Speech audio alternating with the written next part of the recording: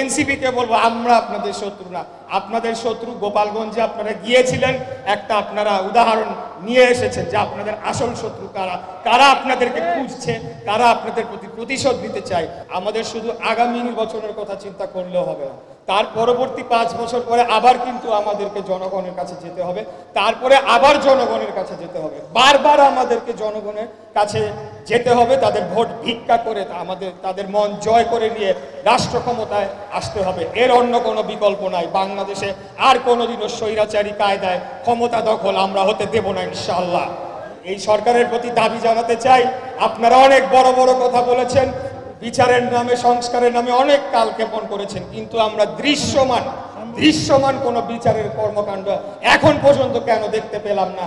এই যে আমাদের এখানে শহীদ পরিবারের গার্জিয়ানরা বলে গিয়েছেন যে এখানে তো সকল ভিডিও ফুটেজ রয়েছে। এখন তো আর 71 সালের মতো না যে তথ্য প্রমাণ নাই, ছবি নাই, ভিডিও ফুটেজ নাই, সকল কিছু ভিডিও ফুটেজ রয়েছে, সকল তথ্য প্রমাণ রয়েছে। এতদিন কেন লাগলো? একটা মাত্র ট্রাইব্যুনাল কেন গঠন করা হয়েছে? কেন আরো 5টা দ্রুত বিচার ট্রাইব্যুনাল বা মানবতা বিরোধী ট্রাইব্যুনাল কেন গঠন করা হচ্ছে না? কেন একসাথে এই সকল বিচার কার্যের যে চার্জশিট সেগুলো দেওয়া হচ্ছে না?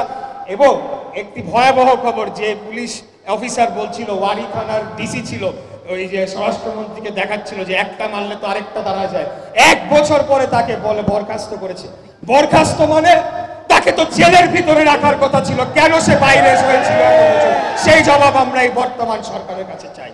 এই বর্তমান সরকার তারা অনেক, যেটা বলেছি, অনেক কিছুই বলছে, কিন্তু তাদের চারপাশে স্বৈরাচারের দোসর দিয়ে ঘেরা, সেভাবে তারা দেশকে চালাচ্ছে। আমি তাই তাদেরকে আহ্বান জানাবো, আমরা আপনাদের শত্রু না।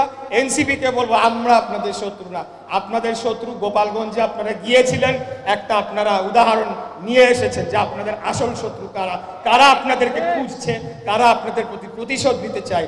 আমরা বাংলাদেশ জাতীয়তাবাদী দল বিএনপি, আমরা যদি শক্ত হাতে এই খুনি হাসিনা বাহিনীকে 5 তারিখের পরে দমন না করতাম, তাহলে আপনাদের জন্য কিন্তু সহজ হতো না বিষয়টা। বাংলাদেশ জাতীয়তাবাদী দল নতুন কোনো রাজনৈতিক দল নয়। শহীদ রাষ্ট্রপতি জিয়াউর রহমান, যিনি বাংলাদেশের স্বাধীনতার ঘোষণা দিয়েছিলেন, যখন সকল রাজনৈতিক নেতৃবৃন্দ পালিয়ে গিয়েছিল 25শে মার্চ কাল রাতে, তখন তিনি বুকে সাহস দিয়ে 36 বছর বয়সের একজন মেজর, আমার বয়স 38, আমার থেকেও 2 বছর বয়স কম ছিল, উনি নিজ উদ্যোগে তিনি বাংলাদেশের স্বাধীনতার ঘোষণা দেন। এবং যখন একজন মিলিটারি পার্সনের ঘোষণা সারা বাংলাদেশে ছড়িয়ে পড়ে, মানুষের বুকে সাহস সঞ্চার হয়, তারা তখন সেই যুদ্ধে যোগদান করে। অতএব এই বিএনপিকে এত হালকা বা দুর্বল ভাবলে চলবে না। আপনারা ঘুরতেছেন, জেলা শহরে ঘুরেন, সমস্যা নাই, কিন্তু ঘুরে আপনাদের ফিলোসফি নাই, আপনাদের রাজনৈতিক কোনো দর্শন নাই, রাজনৈতিক কোনো কর্মসূচি নাই, রাজনৈতিক কোনো এজেন্ডা নাই।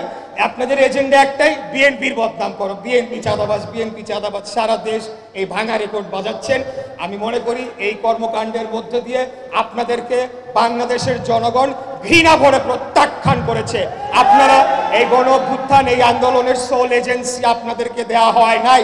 বাংলাদেশের সকল শ্রেণী পেশার মানুষ এবং সকল রাজনৈতিক দল যারা স্বৈরাচার ফ্যাসিবাদী বিরোধী আন্দোলনে ছিল, এই কৃতিত্ব সকলের, কৃতিত্ব কারণ না, কৃতিত্ব একমাত্র যারা শহীদ হয়েছে তারা আজকে জীবিত নাই, কৃতিত্ব কেবল তাদেরকেই দেয়া যেতে পারে।